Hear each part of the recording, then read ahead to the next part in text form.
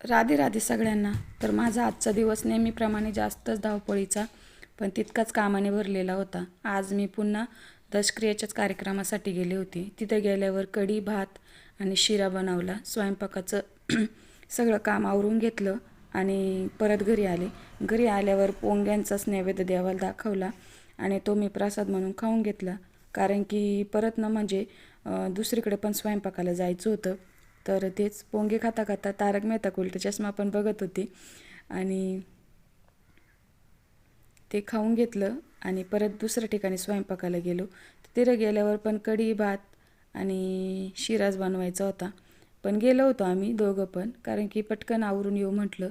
तर तिथे गेल्यावर मी आधी बसले, म्हणजे तिथे म्हातारा बाया होत्या आणि त्या ओळखीच्या आहे. त्याच्यामुळं तिथे जाऊन मी त्यांना थोडी लसूण सोलायला मदत केली. लसूण सोलून घेतला, नंतर भात आणि शिरा बनवून घेतला. म्हणजे रवा भाजत होते आणि भाताला पाणी ठेवलं होतं. तर ते बनवून घेतलं. शिरा पण डन झाला होता, म्हणजे बनवून घेतला होता.